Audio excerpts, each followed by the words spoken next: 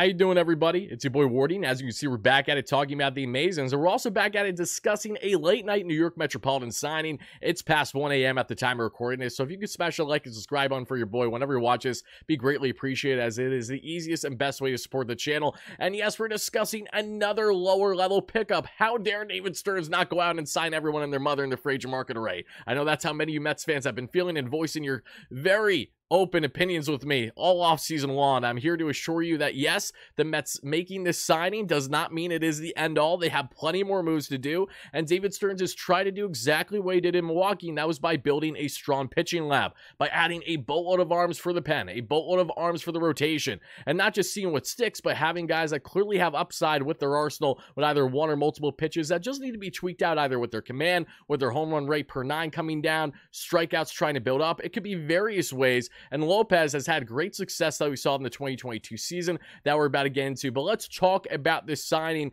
for the New York Metropolitans, as I'm going to break down the pros here, potentially some of the cons. Why did the Mets make this move, and what can we expect from said player heading into the 2024 season and beyond? But it starts here with the following. Jeff Passan breaks earlier tonight, just before 11 p.m. Eastern, that the Mets have signed veteran right-hand reliever Jorge Lopez on a one-year, $2 million deal. Lopez, who again pitched with 3 teams this past season, posted a 5.13 ERA, but did have a really strong 2022 campaign with a 2.53 ERA that we saw and a solid FIP. And again, when you look at the numbers here, yes, Jorge Lopez did have an underwhelming 2023 season. There's no denying that. I, of course, want to see your initial reactions, thoughts, comments, questions, and concerns down below. That is always greatly appreciated. But again, in Lopez's numbers, again, 2023 wasn't pretty, sitting north of a 6 ERA there, 5.41 expected ERA, SIRA 4.35. But let's get into why did the Mets do this? Well, it starts with one. Look at his 2022 season with both the Baltimore Orioles and then being traded around the deadline to the Minnesota Twins. Posted a 2.54 ERA, a 3.31 expected ERA,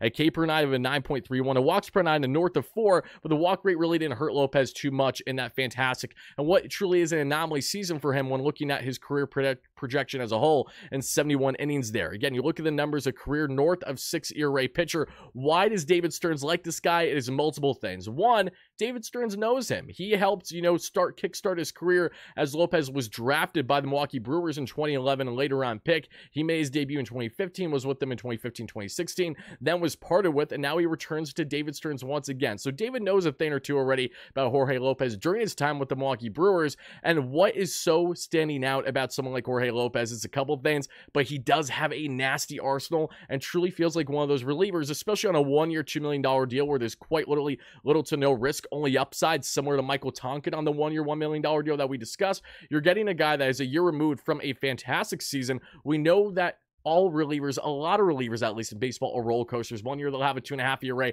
the next will be north of 5. The next after that will be a 3.5, then it'll say be a 4.5. Like, they fluctuate quite a bit, and relievers are always a toss-up. But the Mets brought him in part because of the velo. He's in the 90th percentile this past season and fastball velo, casually sitting in the high 90s, touching triple digits at times. Jorge Lopez has a ridiculous arm with plenty of life, and he didn't just ball out at times throughout the regular season. He balled out representing Team Puerto Rico and the World Baseball Classic. And who was in that coaching staff? Mets bullpen coach now, Jose Rosado. So you definitely see there's a connection there. I'm curious to see how that is going to bode, if it's going to bode in the Mets' favor or if it's going to go against them. But not only with the fastball, which is a nasty sinker, you look at the other pitches here from Jorge Lopez. You have the sinker, you have the curveball, the four-seam fastball, the slide piece, and the changeup. The sinker has a lot of nice late movement on that. The curveball, nice breaker. The slider, though, man, oh man, when that thing is on, is one of the better ones in baseball that I've seen from relievers. And I remember like it was yesterday, Jorge Lopez was one of these players I would have loved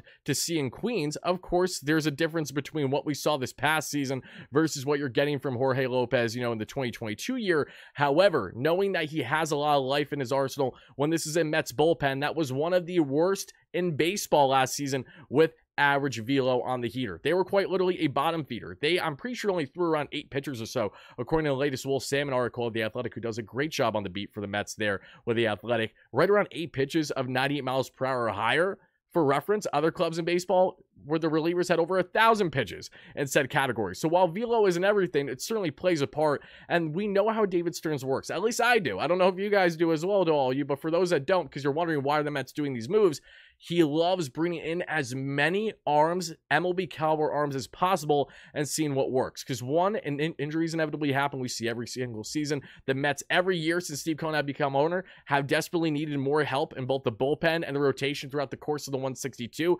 Bringing in Lopez, even if he's just in a high leverage situations, is going to bode this team well heading into the 2024 season. You can never have enough arms, let alone getting a guy who's a year removed from a really, really good season, and someone who I think not being thrown around everywhere the 3 times that he was this past year will bode him well here in Queens, rekindling that relationship again from the WBC with Jose Rosado. And I just can't emphasize enough, he has a really nice arsenal. He has solid command. The walk rate fluctuates, so you can get him around 3.5 walks per 9 every now and then, but still someone that I think Jeremy Hefner can kind of help solidify and get right in this team's favor. Now, whether or not this is going to be a Jorge Lopez that has a significant impact on the 2024 Mets and their bullpen has yet to be seen. There very well could be a likelihood where if he continues to struggle, he's parted with, but this is the beauty about having a low-risk, high-reward situation here for the New York Metropolitans by bringing in an arm with a lot of life, a lot to give, has had plenty of success at the MLB level, but has struggled to do it on a consistent basis, bringing him in along with a lot of other arms. And again, this is something that I think is a big thing to make note of. David Stearns versus, say, Brodie Van Wagenen in the Wilpons regime, this would be the Mets' biggest reliever pickup of the offseason. Adelin Betances a couple years ago. We all remember those, right? So this is the farthest thing from the truth. The Mets are going to add a lot more arms. You're going to continue to see me do a lot of these shorter videos breaking down these pitchers in particular, and you're wondering, Wardy, why are we doing this? It's head-scratching. You can never have enough depth. No one's saying this guy's going to come in and be the Mets setup man for 2024, but he's going to have a chance to prove himself and hopefully utilize that arsenal that he has done so well in the past. And you look at the heater, look at the breaking ball, look at the slider, the sinker. Damn, I really like that thing. For a guy that, again, is around a 5.5 career ERA, he has the stuff. The stuff is not the issue with him. It's 2 things. His home run rate, which was up, it was north of 2 home runs per 9, which was brutal in comparison to his 2022 campaign, which was around 0.5. Drastic difference. Want to get that home run ball down, which will help quite a bit pitching in Citi Field, which is far and away one of the better pitchers, parks in baseball. And 2, that walk rate, just having that command. Don't just stop handing meatballs right down the pipe, even when you're throwing heaters. Because even if you're throwing a heater, if it's right down the you-know-what, batters today are going to catch up, even if you're touching 98, 99, 100. Velo helps, but a lot of today's batters can understand velo very well, and they'll catch up to it. So location is certainly key for someone like Jorge Lopez. But again, a low risk, a high reward situation here for the Mets. If you've been following along this offseason, if you understand the structure behind these moves, making a plethora of depth moves, of course they're going to make their big splashes. As we all know by now, it's just a ticking time bomb for when those are going to officially start, which is the case with most teams in baseball and free agency. There's a reason why winter meetings were as underwhelming as they were, and it has a lot to do with the market of Shohei Ohtani, among others, before those floodgates open. But this is a situation for the New York Mets here, very different than years past, where you're bringing in a lot of different relief options, guys that make a lot of sense because say they have an actually slider, but have a brutal fastball, or say they have a great heater, but struggle with their command. These are things that Jeremy Hefner and the Mets pitching lab with their analytics group can certainly work with and see what sticks and what doesn't in that sense. And again, if you have guys that have their struggles, the whole point is to have as many MLB caliber options as possible versus putting all your eggs in 1 or 2 baskets. Say the Mets went all out for Josh Hader, but they did barely anything else to their bullpen. Their bullpen will be cooked next season because of that reason. Hader's great, but God forbid if he gets hurt, or just the reality that you don't have depth, it's going to come back to bite this team in the you-know-what. So for all those reasons, I understand why David Stearns made this move. No, I don't think it's the best move since sliced bread. The guy has to prove himself here with the New York Metropolitans, but not something that I'm losing sleep over, nor should you either. And if we see discourse in the comments, which I know we're going to, of fans going out of their way to complain about these lower level relief pitching moves when there's a lot of upside and very little risk, knowing that the Mets can cut ties whenever they want, I don't know what else to tell you. That this is how baseball works. You're going to make moves. You're going to make depth moves like every other club in the game. And newsflash, all the best teams in baseball have a plethora of depth. What have the Mets not had for countless years? It is quality depth, and bringing in Jorge Lopez will certainly help in that regard. And I know I'm already going to hear, guys are north of a 6 ERA. It means he's going to be horrendous.